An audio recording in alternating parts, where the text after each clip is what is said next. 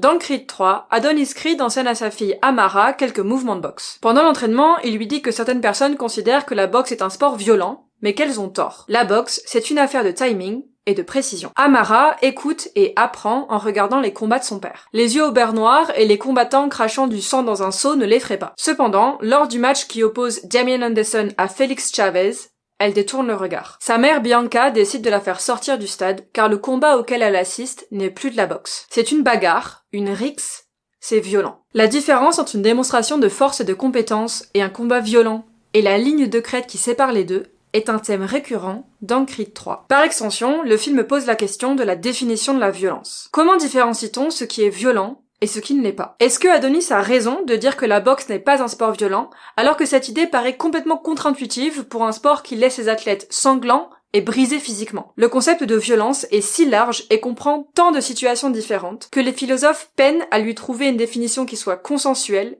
et satisfaisante. Dans cette vidéo, je m'en tiens aux situations présentées dans Creed 3, qui relèvent surtout de la violence physique. Néanmoins, cette conversation s'étend bien au-delà, puisque la violence peut être systémique, structurelle, symbolique, discriminatoire, verbale, psychologique ou émotionnelle, etc., etc. Marc Vorobej, auteur de The Concept of Violence, définit la violence physique comme ceci. Un acte de violence physique est l'infliction moralement défendue d'une blessure physique qui implique l'exercice de force physique. En ce qui concerne un match de boxe, les cases infliction d'une blessure physique et exercice de la force physique sont immédiatement cochées. La question de savoir si un match de boxe est violent repose donc sur l'idée de prohibition morale. Cette question se lie à un thème récurrent dans Creed 3. Qu'est-ce qu'un match de boxe propre? On pourrait simplement répondre qu'il s'agit d'un combat de boxe qui respecte les règles. Anderson donne un sale coup de coude à Chavez durant leur combat, ce qui n'est pas autorisé, et récolte une pénalité. Cependant, respecter les règles est loin d'être suffisant pour rester à l'écart de la violence. Surtout quand ces règles sont implémentées par un seul arbitre qui doit prendre ses décisions en un clin d'œil. Anderson bat Chavez lors de ce combat et il est légalement déclaré champion, même s'il a gravement blessé son adversaire et qu'il a combattu sans respecter les principes de la boxe. De plus, si on extrait ce raisonnement hors du contexte de la boxe, cela signifierait que quiconque respecte la loi ne peut pas être violent ou violente,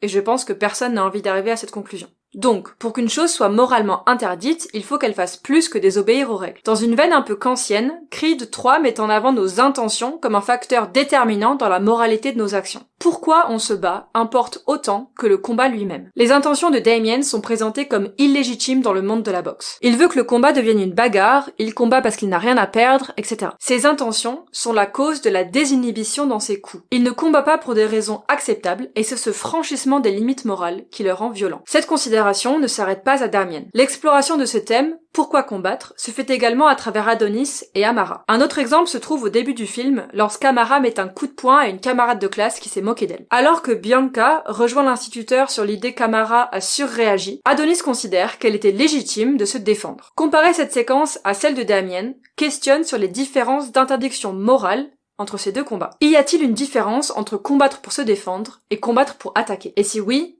quelle est-elle? Quelle force est-il légitime d'employer pour se défendre? Creed 3 est riche de ces questions et nous invite à nous demander quel genre de blessure physique est moralement permissible et quel genre ne l'est pas, qu'est-ce qui devrait être puni et qu'est-ce qui ne devrait pas l'être. Creed 3 soutient que la boxe n'est pas un sport violent en montrant ce à quoi la boxe ressemblerait si elle l'était. Le film défend les valeurs de ce sport en montrant ce à quoi il ressemble lorsque ces valeurs sont délaissées. Il creuse la définition de la violence physique et conclut qu'elle ne réside pas tant dans des yeux au beurre noir et des visages ensanglantés que dans des intentions malveillantes et des réactions disproportionnées. Creed 3 soutient la thèse philosophique que la blessure physique ne devient violence physique qu'à partir du moment où une frontière morale a été franchie. Je suis absolument illettrée en ce qui concerne la boxe. Tout ce que je connais sur ce sport vient des 5 films de boxe que j'ai vus et des recherches que j'ai faites pour cette vidéo. Si tu es une boxeuse ou un boxeur et que tu souhaites partager ton expérience, tu peux le faire dans les commentaires afin qu'on ait une discussion plus pleine et plus riche. J'aimerais beaucoup entendre ce que vous, boxeurs et boxeuses, avez à dire sur ce sujet, donc j'ai hâte de vous lire.